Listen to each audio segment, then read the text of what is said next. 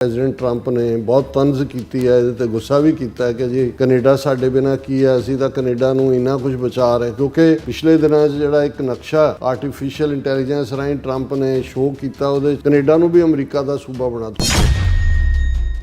ਉਹਨਾਂ ਨੂੰ ਕਿਹਾ ਵੀ ਮੈਂ ਗ੍ਰੀਨਲੈਂਡ ਲੈਣ ਲਈ ਇੱਕਦਮ ਗੱਲਬਾਤ ਕਰਨਾ ਚਾਹੁੰਦਾ, ਔਰ ਇਹ ਜਿਹੜਾ ਵੱਡਾ ਬਰਫੀਲਾ ਇਲਾਕਾ ਹੈ, ਇਹਦੀ ਜਿਹੜੀ ਸੁਰੱਖਿਆ ਹੈ ਜਾਂ ਦੂਜਾ ਹੈ ਮੈਂ ਹੀ ਕਰ ਸਕਦਾ, ਅਮਰੀਕਾ ਹੀ ਕਰ ਸਕਦਾ, ਨਹੀਂ ਤਾਂ ਇਹਨੂੰ ਰੂਸ ਖਾ ਜਾਏਗਾ, ਚੀਨ ਖਾ ਜਾਏਗਾ, ਤੁਹਾਡੇ ਪੱਲੇ ਕੁਝ ਨਹੀਂ ਹੈ।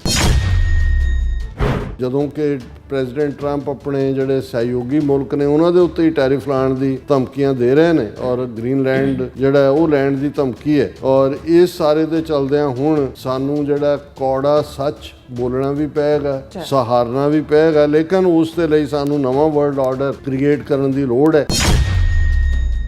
ਸਾਨੂੰ ਠੀਕ ਹੈ ਜਿਹੜਾ ਬਹੁਤ ਸਾਰੀਆਂ ਚੀਜ਼ਾਂ ਅਮਰੀਕਾ ਦੀ ਡੋਮੀਨੈਂਸ ਨੇ ਪ੍ਰੋਵਾਈਡ ਕਰਵਾਈਆਂ, ਸਮੁੰਦਰੀ ਰਸਤੇ ਖੁੱਲੇ, ਇੱਕ ਫਾਈਨੈਂਸ਼ੀਅਲ ਸਿਸਟਮ ਬਣਿਆ, ਇੱਕ ਸਿਕਿਉਰਿਟੀ ਦਾ ਸਿਸਟਮ ਬਣਿਆ, ਲੇਕਿਨ ਅਸੀਂ ਜਿਹੜਾ ਤਖਤੀ ਲਾ ਕੇ ਰੱਖੀ ਕਿ ਜੀ ਸਭ ਠੀਕ ਚੱਲ ਰਿਹਾ, ਔਰ ਉਸ ਦਾ ਨਤੀਜਾ ਹੈ ਕਿ ਅੱਜ ਜਦੋਂ ਕਿ ਇਸ ਲੈਵਲ ਤੱਕ ਇਹ ਇਨਫੈਕਸ਼ਨ ਦੀ ਬਿਮਾਰੀ ਪਹੁੰਚ ਗਈ ਹੈ ਤੇ ਹੁਣ ਅਸੀਂ ਜਿਹੜਾ ਉਸ ਤੋਂ ਦੁਖੀ ਹਾਂ।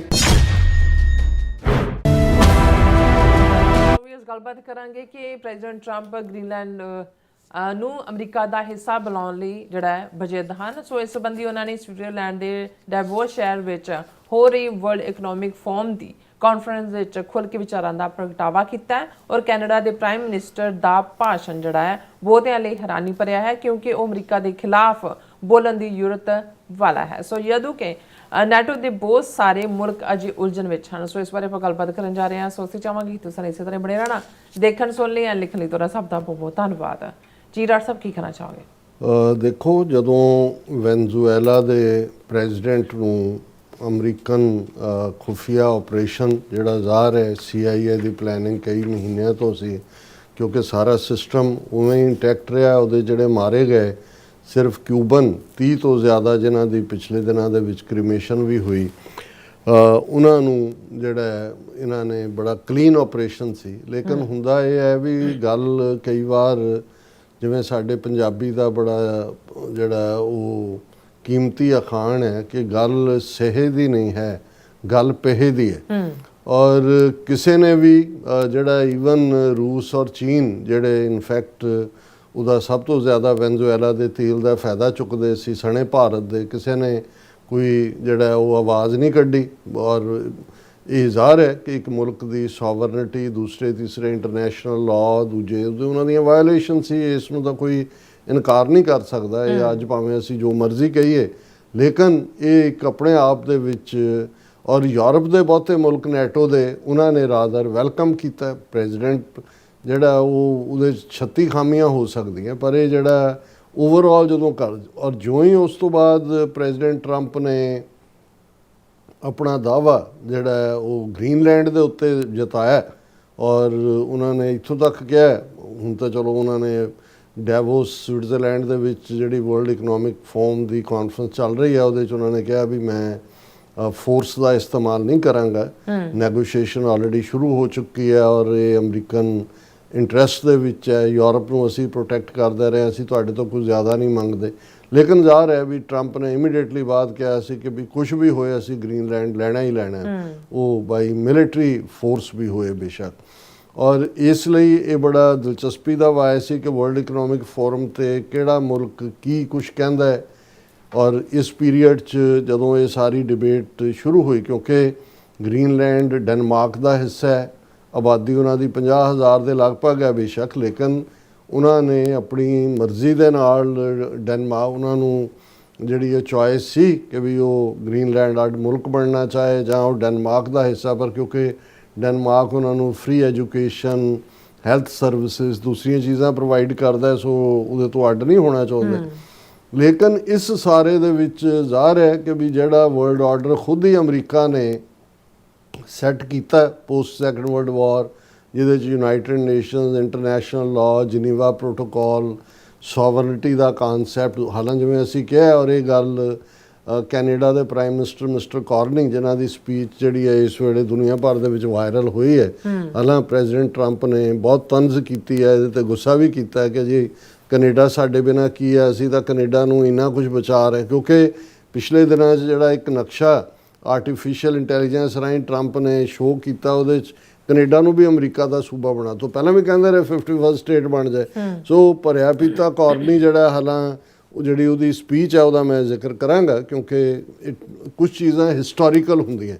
ਅਲਟੀਮੇਟਲੀ ਹੋਏਗਾ ਤਾਂ ਉਹੀ ਜਿਹੜੀ ਸਰਪੰਚ ਸਾਹਿਬ ਚਾਹਣਗੇ, ਉਹ ਤਾਂ ਅਲਟੀਮੇਟਲੀ ਗ੍ਰੀਨਲੈਂਡ ਜਾਂ ਦੂਜਾ ਉਹ ਅਮਰੀਕਾ ਦਾ ਹਿੱਸਾ ਬਣਦਾ ਸਿੱਧਾ ਅਮਰੀਕਨ ਝੰਡੇ ਤੋਂ। ਪਹਿਲਾਂ ਵੀ ਉੱਥੇ ਆਰਮੀ ਬੇਸ ਹੈ ਹੀ ਨੇ, ਲੇਕਿਨ ਇਹਦੇ 'ਚ ਕੋਈ ਸ਼ੱਕ ਨਹੀਂ ਹੈ ਵੀ ਉਹਨਾਂ ਨੂੰ ਕੋਈ ਨਾ ਕੋਈ ਨੈਟੋ ਨੂੰ ਔਰ ਦੂਸਰਾ ਯੂਰਪ ਹੁਣ ਤੱਕ ਇੰਨਾ ਡਿਪੈਂਡੈਂਟ ਸੀ ਅਮਰੀਕਾ ਦੇ ਉੱਤੇ, ਉਹਨਾਂ ਦੇ ਸਾਰੇ। ਪਹਿਲੀ ਗੱਲ ਤਾਂ ਇਹ ਜੀ ਅਸੀਂ ਤੁਹਾਨੂੰ ਬਚਾ ਰਹੇ ਹਾਂ, ਵੀ ਬਣਾਇਆ ਵੀ ਤਾਂ ਨੈਟੋ ਕਿਨੇ, ਅਮਰੀਕਾ ਨੇ, ਕੈਨੇਡਾ ਵੀ ਨੈਟੋ ਦਾ ਮੈਂਬਰ ਹੈ। ਸੋ ਇਸ ਸਾਰੇ ਦੇ ਚੱਲਦੇ ਆ ਇਹ ਆਪਣੀ ਥਾਂ ਪਰ। ਪਹਿਲਾਂ ਅਸੀਂ ਪ੍ਰੈਜ਼ੀਡੈਂਟ ਟਰੰਪ ਨੇ ਜਿਹੜੀਆਂ ਆਪਣੀਆਂ ਉਸ ਭਾਸ਼ਣ ਦੇ ਵਿੱਚ ਗੱਲਾਂ ਕਹੀਆਂ, ਉਹਦੇ 'ਚ ਪ੍ਰਮੁੱਖ ਤੌਰ ਦੇ ਉੱਤੇ ਉਹਨਾਂ ਨੇ ਪਹਿਲਾਂ ਤਾਂ ਯੂਰਪ ਨੂੰ ਹੀ ਕਿਹਾ ਵੀ ਤੁਸੀਂ ਠੀਕ ਡਾਇਰੈਕਸ਼ਨ 'ਚ ਨਹੀਂ ਜਾ ਰਹੇ, ਬਹੁਤ ਜ਼ਿਆਦਾ ਤੁਸੀਂ ਸਰਕਾਰੀ ਖਰਚ ਕਰਦੇ ਹੋ ਵੱਡੇ ਪੈਮਾਨੇ ਦੇ ਉੱਤੇ, ਇੱਥੇ ਜਿਹੜੀ ਹੈ ਉਹ ਇਮੀਗ੍ਰੇਸ਼ਨ ਹੋ ਰਹੀ ਹੈ, ਔਰ ਇਹਦੇ 'ਚ ਤੁਹਾਨੂੰ ਜਿਹਨੂੰ ਕਹੋ ਜੀ ਸਮੈਕਸ ਆਫ ਜਿਹੜਾ ਰੇਸਿਜ਼ਮ, ਕਿ ਜੀ ਯੂਰਪ ਦੇ ਕੁਝ ਹਿੱਸੇ ਤਾਂ ਪਛਾਣੇ ਹੀ ਨਹੀਂ ਜਾਂਦੇ। ਮਤਲਬ ਇਹ ਹੈ ਵੀ ਕਾਲੇ ਭੂਰੇ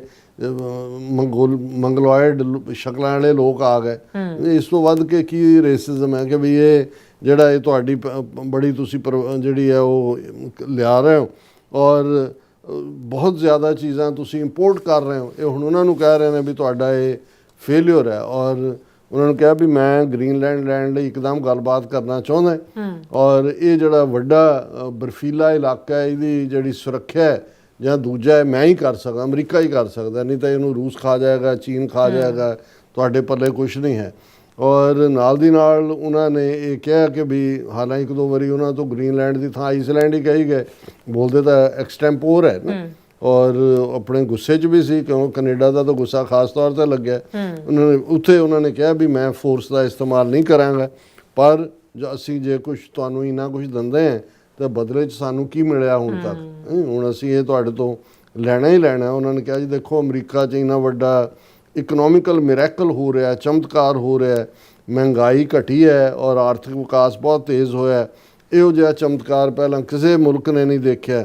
ਔਰ ਇਹ ਜਿਹੜਾ ਉਹਨਾਂ ਨੇ ਕਿਹਾ ਜੀ ਇਹਦਾ ਰੀਜ਼ਨ ਇਹ ਹੀ ਹੈ ਕਿ ਮੈਂ ਟੈਰਿਫ ਲਾਏ ਨੇ ਤੁਹਾਡੇ 'ਤੇ, ਔਰ ਇਹ ਸਾਰੇ ਦੇ ਉੱਤੇ ਹੁਣ ਜਿਹੜਾ ਅਸੀਂ ਜਿਹੜਾ ਇਹ ਹਾਲਾਂ ਸੁਪਰੀਮ ਕੋਰਟ ਦੇ ਵਿੱਚ ਫੈਸਲਾ ਕਿਸੇ ਵੇਲੇ ਵੀ ਆ ਸਕਦਾ ਹੈ, ਔਰ ਇਹ ਅਮਰੀਕਾ ਜਾਣ ਤੋਂ ਪਹਿਲਾਂ ਡੈਵੋਸ ਟਰੰਪ ਨੇ ਕਿਹਾ ਵੀ ਜੇ ਸੁਪਰੀਮ ਕੋਰਟ ਨੇ ਕਿਹਾ ਕਿ ਵੀ ਅਸੀਂ ਟੈਰਿਫ ਨਹੀਂ ਲਾ ਸਕਦੇ ਤੇ ਫਿਰ ਸਾਨੂੰ ਬਿਲੀਅਨਸ ਆਫ ਡਾਲਰਸ ਜਿਹੜੇ ਨੇ ਉਹ ਵਾਪਸ ਕਰਨੇ ਪੈਣਗੇ, ਔਰ ਇਸ ਸਾਰੇ ਦੇ ਉੱਤੇ ਮੈਨੂੰ ਨਹੀਂ ਲੱਗਦਾ ਕਿ ਵੀ ਸੁਪਰੀਮ ਕੋਰਟ ਬਲੌਕ ਕਰੇਗਾ। ਫਿਰ ਉਹਨਾਂ ਨੇ ਪੁਤਿਨ ਦੇ ਵੀ ਤਾਰੀਫ ਕੀਤੀ ਔਰ ਚੀਨ ਦੀ ਵੀ ਕੀਤੀ, ਔਰ ਇਹ ਸਾਰੇ ਦੇ ਚੱਲਦਿਆਂ ਜਿਹੜੀ ਯੂਰਪ ਦੀ ਲਾਈਨ ਹੈ, ਉਹਨਾਂ ਨੇ ਯੂਰਪ ਦਾ ਤਾਂ ਇਹੀ ਕਹਿਣਾ ਹੈ ਕਿ ਵੀ certain places in Europe not even recognisable anymore. ਇਹ ਟਰੰਪ ਨੇ ਜਦੋਂ ਕਿਹਾ ਤੇ ਯੂਰਪ ਇਹ ਕਹਿ ਰਿਹਾ ਕਿ ਵੀ ਅਸੀਂ ਜਿਹੜਾ ਇਹ ਦੇਖਾਂਗੇ ਵੀ ਅਸੀਂ ਕਿ ਫਰਾਂਸ ਨੇ ਥੋੜ੍ਹਾ ਜਿਹਾ ਸਟੈਂਡ ਲਿਆ, ਜਰਮਨੀ ਨੇ ਲਿਆ, ਪਰ ਟਰੰਪ ਨੇ ਫਰਾਂਸ ਦੇ ਪ੍ਰੈਜ਼ੀਡੈਂਟ ਮੈਕਰੋਨ ਦੀ ਪਰਸਨਲ ਕਨਵਰਸੇਸ਼ਨ ਜਿਹੜੀ ਸੀ ਭੇਜੀ ਈਮੇਲ ਉਹ ਪਬਲਿਕ ਕਰਤੀ। ਸੋ ਮਤਲਬ ਇਸ ਵੇਲੇ ਇਹ ਕਹੋ ਵੀ ਫ੍ਰੀ ਫਾਰ ਆਲ ਵਾਂਗ ਕੋਈ ਤੁਸੀਂ ਕਿਸੇ ਨਾਲ ਕੌਨਫੀਡੈਂਸ ਵੀ ਗੱਲ ਕੀਤੀ ਤੇ ਉਹ ਵੀ ਜਿਹੜੀ ਹੈ ਪਬਲਿਕ ਹੋ ਗਈ। ਔਰ ਇਹ ਸਾਰੇ ਦੇ ਚੱਲਦੇ ਆ ਜਿਹੜੀ ਗੱਲ ਪ੍ਰਾਈਮ ਮਿਨਿਸਟਰ ਕਾਰਨੀ ਨੇ ਕਹੀ, ਔਰ ਜਿਵੇਂ ਮੈਂ ਕਿਹਾ ਵੀ ਉਹਨਾਂ ਦੀ ਸਪੀਚ ਵਾਇਰਲ ਹੀ ਨਹੀਂ ਹੋਈ, ਸਾਰੇ ਪਾਸੇ ਇਹ ਡਿਸਕਸ ਹੋ ਰਹੀ ਹੈ। ਉਹਦੇ 'ਚ ਉਹਨਾਂ ਨੇ ਜਿਹੜਾ ਵਰਲਡ ਇਕਨੋਮਿਕ ਫੋਰਮ ਦੇ ਹਿੱਸੇ ਹੀ ਉਹਨਾਂ ਨੇ ਕਿਹਾ ਕਿ ਵੀ ਨਿਊ ਵਰਲਡ ਆਰਡਰ ਦਾ ਉਹਨਾਂ ਨੇ ਜ਼ਿਕਰ ਕੀਤਾ।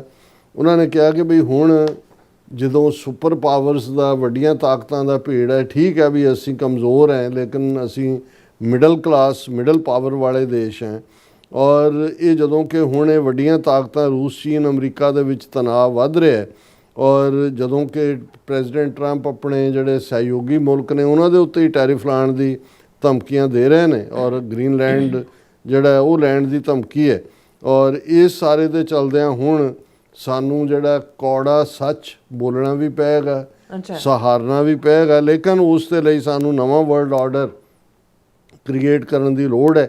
ਔਰ ਇਹ ਉਹਨਾਂ ਨੇ ਕਿਹਾ ਵੀ ਜਿਸ ਪਾਸੇ ਇਹ ਵੱਡੀਆਂ ਤਾਕਤਾਂ ਜਾ ਰਹੀਆਂ ਨੇ, ਸਾਡੀ ਜਿਹੜੀ ਆਰਥਿਕ ਅਵਸਥਾ ਵੀ ਕਮਜ਼ੋਰ ਹੋ ਰਹੀ ਹੈ, ਔਰ ਤਾਕਤਵਰ ਦੇਸ਼ ਉਹੀ ਕਰਦੇ ਨੇ ਜਿਹੜਾ ਕਮਜ਼ੋਰਾਂ ਨੂੰ ਸਹਿਣਾ ਪੈਂਦਾ। ਫਿਰ ਉਹਨਾਂ ਨੇ ਜਿਹੜੀ ਇੱਕ ਵੱਡੀ ਗੱਲ ਕਹੀ ਕਿ ਵੀ ਇੱਕ ਚੈੱਕ ਰਿਪਬਲਿਕ ਦਾ ਇੱਕ ਜ਼ਮਾਨੇ ਦੇ ਵਿੱਚ ਬਾਗੀ ਨੇਤਾ ਹੁੰਦਾ ਸੀ ਮਿਸਟਰ ਹਾਵੇਲ। ਉਹਨੇ ਬਾਅਦ ਦੇ ਵਿੱਚ ਇੱਕ ਕਿਤਾਬ ਵੀ ਲਿਖੀ ਦਾ ਪਾਵਰ ਆਫ ਦਾ ਪਾਵਰਲੈਸ। ਉਹਦੇ 'ਚ ਉਹਨੇ ਇੱਕ ਕਹਾਣੀ ਕੋਟ ਕੀਤੀ ਮਿਸਟਰ ਕਾਰਨੀ ਨੇ। ਉਹਨਾਂ ਨੇ ਕਿਹਾ ਕਿ ਵੀ ਇੱਕ ਜਿਹੜਾ ਸਬਜ਼ੀ ਵੇਚਣ ਵਾਲਾ ਆਂਦਾ ਦੁਕਾਨ ਦੇ ਉੱਤੇ, ਉਹ ਇੱਕ ਰੋਜ਼ਾਨਾ ਦੁਕਾਨ ਦੀ ਖਿੜਕੀ ਦੇ ਉੱਤੇ ਇੱਕ ਬੋਰਡ ਲਾ ਦਿੰਦਾ ਹੈ, ਦੁਨੀਆ ਦੇ ਮਜ਼ਦੂਰੋ ਇੱਕ ਹੋ ਜਾਓ। ਪਰ ਨਾ ਉਹਦਾ ਵਿਸ਼ਵਾਸ ਹੈ ਉਹਦੇ ਲਈ ਕੁਝ ਕਰ ਰਿਹਾ, ਨਾ ਕਿਸੇ ਹੋਰ ਦਾ। ਪਰ ਹੌਲੀ ਹੌਲੀ ਸਾਰੇ ਹੀ ਲੋਕ ਜਿਹੜੇ ਗਾਹਕ ਵੀ ਨੇ, ਦੁਕਾਨਦਾਰ ਵੀ ਨੇ, ਉਹ ਕਿਉਂਕਿ ਕਮਿਊਨਿਸਟ ਰਜੀਮ ਦਾ ਨਾਰਾ ਸੀ ਕਿ ਦੁਨੀਆ ਦੇ ਮਜ਼ਦੂਰੋ ਇੱਕ ਹੋ ਜਾਓ, ਉਹ ਉਵੇਂ ਹੀ ਕਰਦਾ। ਪਰ ਉਹਦੇ ਤੇ ਵਿਸ਼ਵਾਸ ਨਹੀਂ ਹੈ, ਨਾ ਉਹਨੂੰ ਹੈ, ਨਾ ਕਸਟਮਰਸ ਨੂੰ ਹੈ, ਨਾ ਸ਼ਹਿਰ ਵਾਲਿਆਂ ਨੂੰ ਹੈ। ਲੇਕਿਨ ਉਹ ਆਪਣੀ ਕਿਸੇ ਵੀ ਪਰੇਸ਼ਾਨੀ ਤੋਂ ਬਚਣ ਦੇ ਲਈ ਉਹ ਲਾਈ ਜਾਂਦਾ, ਆਪਣੀ ਵਫਾਦਾਰੀ ਦਾ ਉਹ ਸਬੂਤ ਦਿੰਦਾ ਤਾਂ। ਔਰ ਲੇਕਿਨ ਇਸ ਸਾਰੇ ਦਾ ਨਤੀਜਾ ਇਹ ਹੁੰਦਾ ਹੈ ਕਿ ਵੀ ਲੋਕ ਉਸੇ ਹੀ ਜੀਵਨ 'ਚ ਜੀ ਜਾਂਦੇ ਨੇ ਔਰ ਉਹ ਵੀ ਉਸ ਝੂਠ ਦਾ ਹਿੱਸਾ ਬਣ ਜਾਂਦੇ ਨੇ, ਨਾ ਚਾਹੁੰਦੇ ਹੋਏ ਵੀ। ਜਿਹੜਾ ਝੂਠ ਬੋਲਿਆ ਜਾ ਰਿਹਾ ਕਿ ਨਾ ਕਿਸੇ ਨੇ ਮਜ਼ਦੂਰਾਂ ਨੇ ਇਕੱਠੇ ਹੋਣਾ, ਨਾ ਉਹਨਾਂ ਨੇ ਕਰਨਾ, ਲੇਕਿਨ ਉਹ ਉਸ ਰਜੀਮ ਦੇ ਥੱਲੇ ਜਿਹੜਾ ਜ਼ਾਹਰ ਹੈ ਕਮਿਊਨਿਜ਼ਮ ਦਾ ਇਹ ਰਜੀਮ ਸੀ, ਉਸ ਦੇ ਨਾਲ ਆਪਣੀ ਜਿਹੜੀ ਹੈ ਨਿਸ਼ਠਾ ਜਾਂ ਆਪਣੇ ਵਿਸ਼ਵਾਸ ਦਾ ਪ੍ਰਗਟਾਵਾ ਕਰਦੇ ਨੇ। ਉਹਨਾਂ ਨੇ ਕਿਹਾ ਜੀ ਲੱਗਦਾ ਕਿ ਵੀ ਇੱਕ ਡੈਕੋਰਮ ਬਣ ਗਿਆ। ਸੋ ਉਹਨਾਂ ਨੇ ਕਿਹਾ ਵੀ ਇਹੀ ਕਾਰਨ ਹੈ ਵੀ ਇਹ ਜਿਹੜਾ ਅੱਜ ਜਿਹੜਾ ਸਾਨੂੰ ਡਿਸਟਰਬ ਲੱਗ ਰਿਹਾ ਵਰਲਡ ਆਰਡਰ, ਅੱਜ ਦਾ ਨਹੀਂ ਡਿਸਟਰਬ, ਬਹੁਤ ਦੇਰ ਦਾ ਹੈ। ਪਰ ਕਿਉਂਕਿ ਸਾਨੂੰ ਲੱਗਦਾ ਸੀ ਵੀ ਸਾਡਾ ਵੀ ਸਰੀ ਜਾਂਦਾ ਹੈ, ਅਸੀਂ ਵੀ ਜਿਹੜਾ ਇਸ ਪਾਰਸ਼ਲ, ਇਸ ਫਾਲਸਹੁੱਡ ਦਾ ਇੱਕ ਹਿੱਸਾ ਬਣੇ ਸੀ। ਪਰ ਹੁਣ ਉਹ ਵਕਤ ਆ ਗਿਆ ਕਿ ਉਹ ਅਸੀਂ ਤਖਤੀਆਂ ਉਤਾਰ ਦਈਏ ਕਿ ਵੀ ਅਸੀਂ ਮਜ਼ਦੂਰਾਂ ਦੇ ਨਾਲ ਹੈ। ਮਤਲਬ ਇਹ ਹੈ ਕਿ ਇਹ ਜਿਹੜੀ ਤਾਕਤਵਰਾਂ ਦੀ ਡੋਮੀਨੈਂਸ, ਖਾਸ ਤੌਰ 'ਤੇ ਅਮਰੀਕਾ ਦੇ ਹਵਾਲੇ ਨਾਲ ਜਾਂ ਰਸ਼ੀਆ ਦੇ ਹਵਾਲੇ ਨਾਲ ਵੀ ਜੋ ਉਹਨੇ ਯੂਕਰੇਨ 'ਚ ਕੀਤਾ ਹੈ। ਔਰ ਉਹਨਾਂ ਨੇ ਕਿਹਾ ਵੀ ਕਈ ਦਹਾਕਿਆਂ ਤੋਂ ਕੈਨੇਡਾ ਜਿਹੜਾ ਉਸ ਦਾ ਹਿੱਸਾ ਰਿਹਾ ਉਹ ਸਾਰੇ ਇੰਟਰਨੈਸ਼ਨਲ ਸਿਸਟਮ ਦਾ।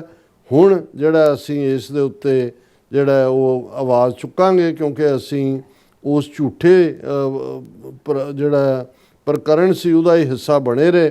ਔਰ ਸਾਨੂੰ ਠੀਕ ਹੈ ਜਿਹੜਾ ਬਹੁਤ ਸਾਰੀਆਂ ਚੀਜ਼ਾਂ ਅਮਰੀਕਾ ਦੀ ਡੋਮੀਨੈਂਸ ਨੇ ਪ੍ਰੋਵਾਈਡ ਕਰਵਾਈਆਂ, ਸਮੁੰਦਰੀ ਰਸਤੇ ਖੁੱਲ੍ਹੇ, ਇੱਕ ਫਾਈਨੈਂਸ਼ੀਅਲ ਸਿਸਟਮ ਬਣਿਆ, ਇੱਕ ਸਿਕਿਉਰਿਟੀ ਦਾ ਸਿਸਟਮ ਬਣਿਆ। ਲੇਕਿਨ ਅਸੀਂ ਜਿਹੜਾ ਤਖਤੀ ਲਾ ਕੇ ਰੱਖੀ ਕਿ ਜੀ ਸਭ ਠੀਕ ਚੱਲ ਰਿਹਾ। ਔਰ ਉਸ ਦਾ ਨਤੀਜਾ ਕਿ ਅੱਜ ਜਦੋਂ ਕਿ ਇਸ ਲੈਵਲ ਤੱਕ ਇਹ ਇਨਫੈਕਸ਼ਨ ਦੀ ਬਿਮਾਰੀ ਪਹੁੰਚ ਗਈ ਹੈ ਤੇ ਹੁਣ ਅਸੀਂ ਜਿਹੜਾ ਉਸ ਤੋਂ ਦੁਖੀ ਹਾਂ। ਪਰ ਇਹ ਸਾਰੇ ਨੂੰ ਹੁਣ ਬਦਲਣ ਦੀ ਲੋੜ ਹੈ। ਅਸੀਂ ਜਿਹੜੇ ਮਿਡਲ ਪਾਵਰ ਵਾਲੇ ਦੇਸ਼ ਹੈ ਉਹ ਅਸੀਂ ਇਕੱਠੇ ਹੋ ਸਕਦੇ ਹਾਂ।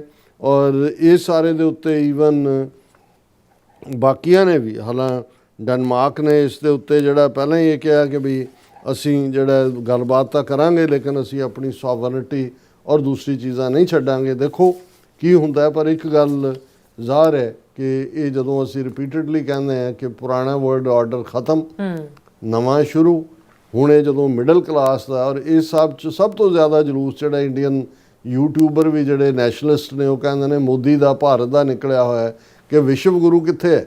ਦੁਨੀਆ ਬੋਲ, ਕੈਨੇਡਾ ਜਿਹੜਾ ਬੈਕਯਾਰਡ ਹੈ ਔਰ ਅਮਰੀਕਾ ਕਹਿ ਰਿਹਾ ਅਸੀਂ ਸਾਡਾ 51ਵਾਂ ਸੂਬਾ, ਉਹਨਾਂ ਦਾ ਪ੍ਰਾਈਮ ਮਿਨਿਸਟਰ ਦਾ ਉੱਥੇ ਵਰਲਡ ਇਕਨੋਮਿਕ ਫੋਰਮ 'ਚ ਖਲੋ ਕੇ ਬੋਲ ਰਿਹਾ। ਉਹਨਾਂ ਨੇ ਕਿਹਾ ਮੋਦੀ ਕਿੱਥੇ ਹੈ, ਭਾਰਤ ਕਿੱਥੇ ਹੈ। ਔਰ ਜ਼ਾਹਰ ਹੈ ਕਿ ਵੀ ਸਾਰੇ ਦੇ ਵਿੱਚ ਇੱਕ ਨਵੀਂ ਤਬਦੀਲੀ ਵੱਲ ਜਾ ਰਿਹਾ। ਹੋ ਸਕਦਾ ਵੀ ਇਸ ਮੁੱਦੇ 'ਤੇ ਗ੍ਰੀਨਲੈਂਡ ਦੇ ਤਾਂ ਅਲਟੀਮੇਟਲੀ ਨੈਟੋ ਨੂੰ ਬੋ ਕਰਨਾ ਪਏਗਾ, ਭਾਵੇਂ ਕੋਈ ਜੁਆਇੰਟ ਦਾ ਹੋਏ, ਉਹ ਤਾਂ ਨਹੀਂ ਜੋ ਟਰੰਪ ਨੇ ਠਾਣਿਆ ਹੋਇਆ। ਲੇਕਿਨ ਇਸ ਸਾਰੇ 'ਚੋਂ ਹੁਣ ਨਾ ਯੂਰਪ ਦਾ ਟਰਸਟ, ਨਾ ਨੈਟੋ ਦਾ। ਕੈਨੇਡਾ ਵੀ ਆਪਣੇ ਤੌਰ ਦੇ ਉੱਤੇ ਜਿਹੜੀ ਹੁਣ ਤੱਕ ਨਾ ਉਹਨੇ ਕੋਈ ਪ੍ਰੋਪਰ ਫੌਜ ਡਿਵੈਲਪ ਕੀਤੀ, ਨਾ ਕੋਈ ਹੋਰ ਕੀਤਾ। ਇਹ ਬਹੁਤ ਸਾਰੀਆਂ ਤਬਦੀਲੀਆਂ ਨਵੇਂ ਵਰਲਡ ਆਰਡਰ ਦੇ ਥੱਲੇ ਹੋਣ ਜਾ ਰਹੀਆਂ ਨੇ। ਜੀ ਡਾਕਟਰ ਸਾਹਿਬ, ਤੁਹਾਡਾ ਬਹੁਤ ਬਹੁਤ ਸ਼ੁਕਰੀਆ। ਸੋ ਥਲੇ ਬ੍ਰੇਕ ਵਿਊਅਰਸ ਅਤੇ ਸਾਨੂੰ ਇਸ ਤਰ੍ਹਾਂ ਹੀ ਬਣੇ ਰਹਿਣਾ, ਮਿਲਦੇ ਹਾਂ ਛੋਟੇ ਜਿਹੇ ਵਕਤ ਤੋਂ ਬਾਅਦ।